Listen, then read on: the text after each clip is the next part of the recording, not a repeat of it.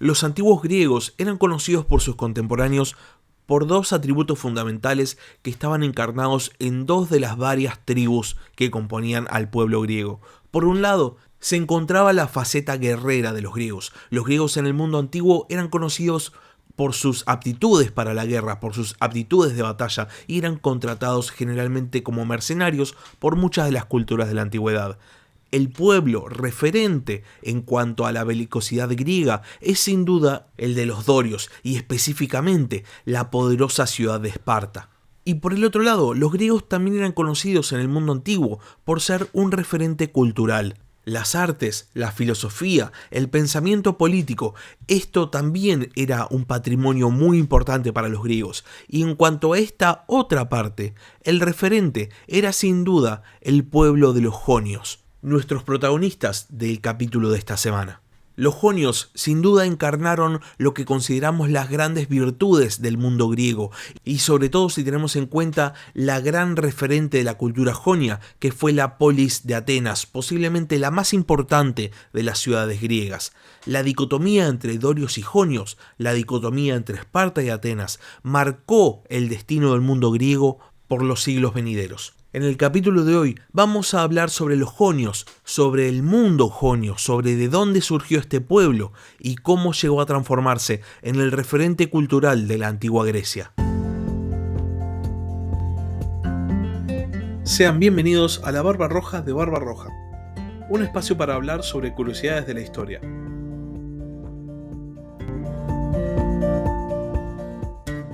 Los antiguos griegos estaban divididos en 4 grandes tribus: los aqueos, también llamados micénicos, los eolios, los dorios y los jonios. Normalmente asociamos a los dorios con la parte militarista de la antigua Grecia, sobre todo porque pensamos en Esparta, y cuando hablamos de los jonios pensamos en la parte cultural. Arte, filosofía, democracia, todo eso fue patrimonio de los jonios, un pueblo griego mucho más abocado hacia la cultura, también mucho más abocado hacia el comercio y también hacia la navegación que el resto de los pueblos helénicos. La semana pasada hablábamos de los dorios y comentábamos que habían llegado a Grecia aproximadamente en el año 1200 a.C., provocando la caída del mundo micénico.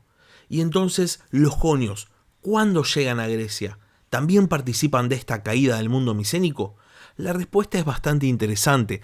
Cuando los micénicos estaban en la cúspide de su poder, los jonios ya estaban en Grecia. De hecho, el principal centro de la cultura jónica, la ciudad de Atenas, había sido un palacio muy importante en la época micénica, un centro de poder. Y a diferencia del resto de los palacios micénicos, el palacio de Atenas no cae, lo que permite una continuidad entre la cultura jónica de la Edad del Bronce y la cultura jónica de la Edad Oscura y de la Edad Arcaica. De todas maneras, los jonios no habitaban solamente en la ciudad de Atenas, sino que vivían en toda la parte este de la Grecia continental, incluyendo el Ática, algunas partes del Peloponeso y también la isla de Eubea. Ahora bien, más allá de haber coexistido con los micénicos, los jonios se consideraban un pueblo diferente.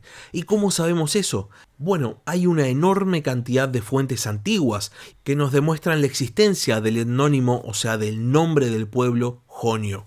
Este nombre aparece en la Torá, aparece en fuentes asirias, aparece en fuentes iranias, también en fuentes indias, en fuentes egipcias y sobre todo en la Ilíada, en la épica de Homero. Se nombra a los jonios como un pueblo apartado de los aqueos y específicamente se los identifica con los atenienses. De esta manera sabemos que los jonios ya eran un ente separado culturalmente de los micénicos en la época en que Micenas gobernaba Grecia. Y de hecho hablaban su propio idioma, el jónico, también llamado griego oriental, que es el antecesor del griego koiné, también llamado griego clásico. Ahora bien, una característica fundamental de los jonios es que se van a expandir. Van a fundar colonias por todos lados, sobre todo en las islas del Egeo, en la costa mediterránea de Tracia y las más importantes en Asia Menor, en la región que eventualmente se va a llamar Jonia. Más allá de esta expansión, Heródoto nos cuenta que el origen de todos los jonios era el mismo y lo hace con la siguiente cita. Todos los que son jonios son descendientes de atenienses y respetan el festival de las zapaturias. Y habiendo leído la cita del gran historiador griego, cabe preguntarse, ¿por qué emigraron los jonios? ¿Qué pasó que tuvieron que irse de su Ática natal y terminaron del otro lado del Egeo? Para responder esta pregunta tenemos que ir a los mitos, y ya que vamos a emprender ese viaje, veamos qué nos dicen los mitos acerca del origen de este importante pueblo griego. Los antiguos griegos, así como todos los pueblos de la antigüedad, utilizaban la mitología para racionalizar su propia tradición. De esta manera, todos los pueblos griegos que estaban relacionados entre sí por una antigua migración indoeuropea eran descendientes de un solo gran héroe, Helén, que era el que daba su nombre a los helenos. Los jonios, en particular, habían tomado su nombre de Ión, hijo de Juto, que a su vez era hijo de Helén. Según la mitología griega, Ión había nacido de la unión entre Juto y Creusa, la princesa ateniense, hija del fundador de Atenas, Erecteo. Ión había comandado a los atenienses a la victoria contra los tracios y por este motivo los ciudadanos de Atenas lo habían nombrado su rey. Según la tradición, ya como monarca de esta importante ciudad, Ión divide a la sociedad ateniense en 4 grandes grupos, dependiendo de la tarea que realizaran, y para nombrar a estos grupos utiliza el nombre de cada uno de sus 4 hijos. De esta manera, a los granjeros les dio el nombre de Árgades, a los artesanos el nombre de Gícores, a los sacerdotes el nombre de Geleón y a los guerreros el nombre de Oples. Podemos ver acá cómo la tradición mítica se utiliza para justificar el orden social. La cuestión es que según la mitología griega, Ión fue un rey muy querido y a su muerte, los territorios donde había gobernado y otros territorios emparentados adoptan el nombre de Jonia, en honor al difunto rey. Dentro de las regiones que se pasan a nombrar Jonia, había una en el Peloponeso, la región de Acaya, y cuando se produce el regreso de los Heráclidas, que recordemos es la racionalización de la invasión de los dorios, y estos derrotan a los aqueos en el Peloponeso, los jonios son expulsados de esta región y son enviados de vuelta al Ática. Esto había pasado, según la tradición griega, mucho tiempo después del reinado de Ión, y gobernaba en Atenas el rey Codro. Codro se entera que hay una profecía que dice que para que Atenas se salve de la invasión de los dorios, el rey ateniense tenía que morir. Y por este motivo, y mostrando una enorme devoción hacia su pueblo, Codro se disfraza de campesino, se acerca al campamento de los dorios, los provoca y estos lo asesinan. Cuando los dorios se dan cuenta de lo que hicieron, cuando se dan cuenta de que mataron al rey de Atenas cumpliendo la profecía del oráculo de Delfos, abandonan el ataque a la ciudad por temor a la profecía. Los hijos de Codro se disputan el poder y en este momento varios de los hijos deciden migrar, irse del Ática y fundar colonias en Asia Menor. Mientras tanto queda un hijo en Atenas que decide no gobernar como rey, sino como arconte. Este es el relato tradicional de la caída de la monarquía ateniense y la instauración del gobierno oligárquico. Por otro lado, los jonios que habían migrado acompañando a los hijos de Codro fundan varias ciudades en Asia Menor, en una región que a partir de ese momento va a ser conocida como Jonia y donde se van a encontrar las 12 ciudades jonias que van a formar la Liga Jonia. La colonización fue dirigida por Androclo, quien funda, según la tradición, la ciudad de Éfeso, mientras que el resto de los jonios fundan Mileto, Colofón, Miunte, Priene, Teos, Lébedos, Clasómenas, Eritras, Fócea, Quíos, Samos y eventualmente ocupan e incorporan la ciudad de Esmirna. Ahora bien, más allá del relato tradicional, veamos qué es lo que nos dicen los estudios históricos acerca de esta migración de los jonios desde el Ática hacia las costas del oeste de Anatolia. Para empezar, hay que destacar que más allá de que siempre se hable de 12 ciudades jonias, en realidad eran 13, porque Esmirna es incorporada como miembro de la Liga Jónica. La tradición griega nos dice que los jonios llegan a las costas de Asia Menor y fundan ciudades en un territorio que básicamente estaba despoblado.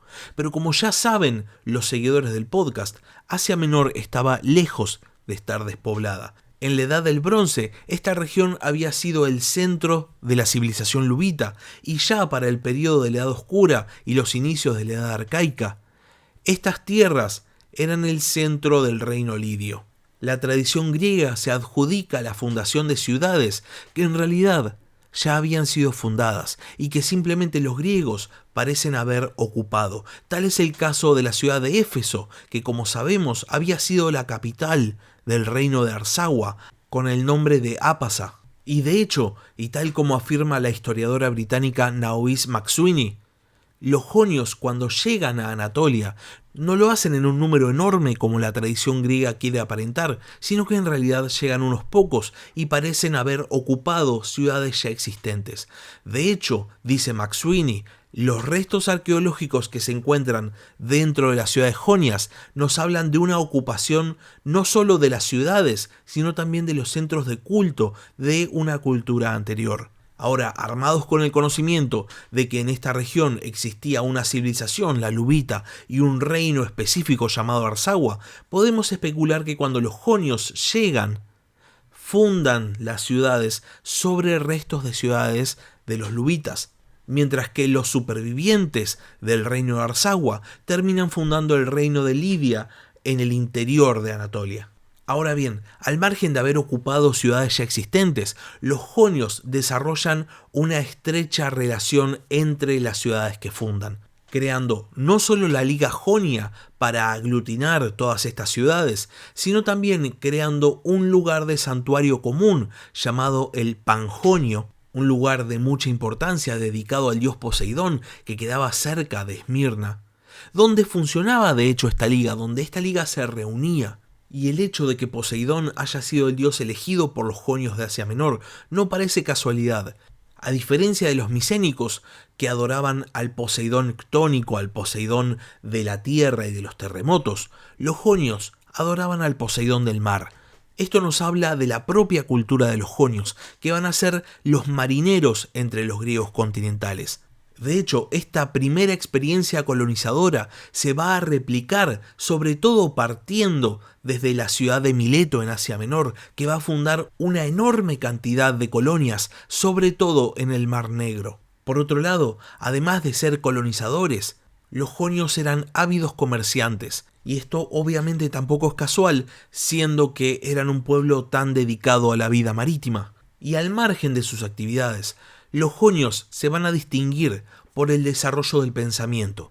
Dentro de la cultura jonia, y como recordarán los oyentes antiguos del podcast, dentro de la cultura jonia de Asia Menor, van a ser la filosofía griega. Y por otro lado, siendo tal vez la contribución más importante de los jonios, dentro de la cultura jonia de la Grecia continental, en la ciudad más importante de los jonios, en Atenas, va a nacer la democracia. Atenas, como hablamos hace un rato, había sido una monarquía. De hecho, su más famoso rey había sido el mítico Teseo. Y Teseo, además de haber gobernado Atenas, había creado dentro de la sociedad ateniense un grupo social llamado los eupátridas, los bien nacidos. Una aristocracia sanguínea ateniense, una especie de nobleza, quienes tenían funciones políticas, legislativas y también religiosas. Cuando la monarquía en Atenas finalmente cae después del gobierno de Codro, los eupátridas conservaron la potestad política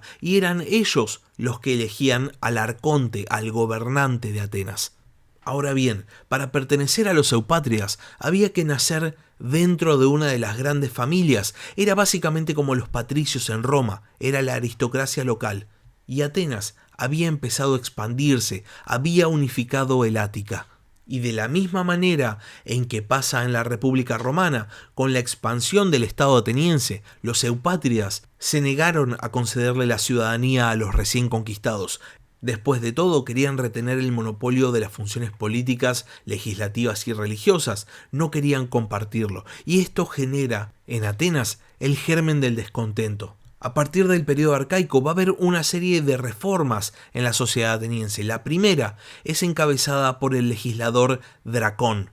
Dracón veía cómo los eupátridas utilizaban su capacidad legislativa para introducir leyes que los favorecieran, y por este motivo decide llevar a cabo una reforma judicial, codifica las leyes existentes, agrega algunas normas nuevas, con el fin de quitarle el poder legislativo a los eupátridas. El problema es que las leyes de Dracón eran extremadamente severas, aún por faltas leves.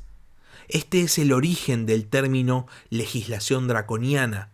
Esta no era la reforma que la sociedad ateniense necesitaba. Se necesitaba un cambio mucho más profundo, algo que terminara con el monopolio de los eupátridas. Pero para eso faltaba un tiempo.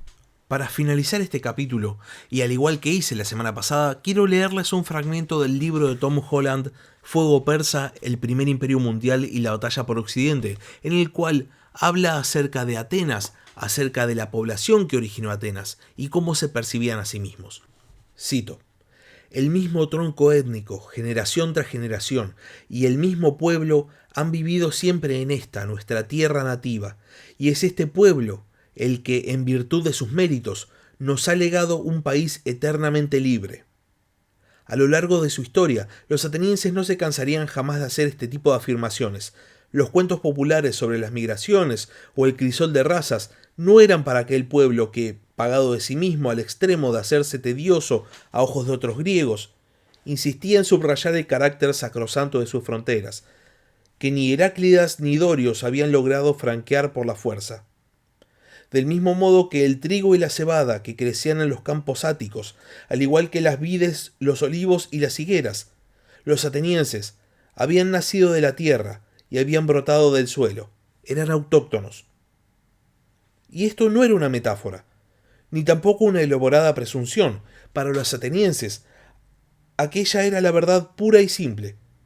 Cuando recorrían su tierra natal, los caminos polvorientos que rodeaban las colinas, las planicies y los valles rocosos, los habitantes de aquella región se sabían parte del paisaje del mismo modo en que lo eran los arbustos de mejorana, el tomillo con su aroma embriagador, las espectrales praderas cubiertas de afódelos tan amados por los dioses, o el mármol que se dejaba vislumbrar a través de la maleza en las pendientes de las colinas. Allí se hallaba un misterio mucho más profundo que el que los otros griegos reclamaban para sí cuando elaboraban linajes fabulosos y alardeaban de una ascendencia divina. Para un ateniense, habría resultado blasfemo presumir de una herencia como aquella. Después de todo, la diosa que adoraban como su protectora y de la que habían tomado el nombre era Atenea, guerrera de ojos grises, señora de las artes, hija de la sabiduría. Y habiendo terminado con esta cita del libro de Tom Holland, Fuego Persa, que una vez más les recomiendo encarecidamente, terminamos con el capítulo de esta semana. Si el capítulo les gustó, no se olviden de compartirlo y no se olviden de suscribirse al canal tanto en Spotify como en YouTube. Y por último, si tienen alguna duda, alguna pregunta o simplemente quieren participar, pueden escribir un comentario en YouTube o pueden mandarme un mail al mail del podcast labarbarroja@gmail.com. También pueden seguirme en Twitter en @barbarrojacast. Muchas gracias por haber escuchado y hasta la próxima. Gracias por escuchar La Barba Roja de Barbarroja. Si tenés algún comentario, si tenés alguna pregunta o simplemente tenés algo para decir, podés escribir un comentario en YouTube o bien podés mandar un mail a labarbarroja@gmail.com. Hasta la próxima.